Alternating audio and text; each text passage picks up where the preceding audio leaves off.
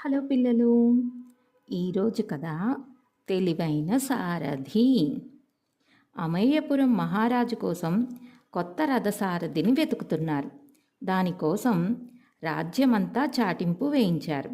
వచ్చిన వాళ్లల్లో కొన్ని పరీక్షల తర్వాత ఆదిత్యుడు, రఘునాథుడు, శివనాగులు చివరి దశకు చేరుకున్నారు. వాళ్లను పిలిచి, మీరు 3 రోజుల తర్వాత రండి. ఎవరు రథం బాగా నడుపుతారో చూసి వాళ్లను పనిలోకి తీసుకుంటాం అని చెప్పాడు మంత్రి సుచేలుడు. చెప్పినట్లుగా 3 రోజుల తరువాత కోటకు వచ్చారా ముగ్గురు. అప్పటికే మంత్రి కొన్ని రథాలు, గుర్రాలను సిద్ధంగా ఉంచాడు. ఇక్కడ ఉన్న వాటిల్లో మీకు కావలసిన గుర్రాలు, రథాలను ఎంపిక చేసుకోండి.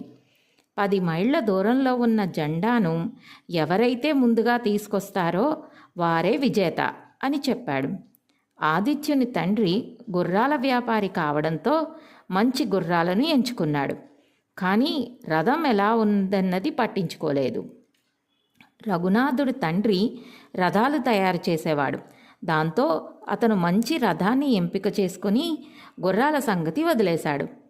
సైనికుడి కొడుకైన శివనాగులు మాత్రం తనకున్న అనుభవానికి తోడు మంత్రి ఇచ్చిన 3 రోజుల గడువులో మేలుజాతి గుర్రాల లక్షణాలు, రథానికి ఏ భాగాలు కీలకమో తెలుసుకున్నాడు. అవన్నీ దృష్టిలో పెట్టుకుని రథాన్ని, గుర్రాలను ఎంచుకున్నాడు. ముగ్గురు ప్రయాణం ప్రారంభించారు. కాస్త దూరం వెళ్ళగానే ఆదిత్యుని రథచక్రం ఊడిపోయింది. రఘునాథుడి గుర్రాల కాళ్లకు ఉండే నాడాలు సరిగ్గా లేక అవి వేగంగా పరిగెత్తలేకపోయాయి. ఇక శివనాగులే జెండాను తీసుకొచ్చి విజయం సాధించాడు. అప్పుడు మంత్రి, మనం ఏ పని చేస్తున్నా దానికి సంబంధించిన విషయాలు లోతుగా తెలుసుకోవాలి, అప్పుడే మనం గెలవగలుగుతాం అని చెప్పాడు. అర్థమైంది కదా పిల్లలు? ముందుగా కొంత ప్రిపరేషన్ మనకి ఎప్పుడూ అవసరమే. ఉంటాను. బాయ్.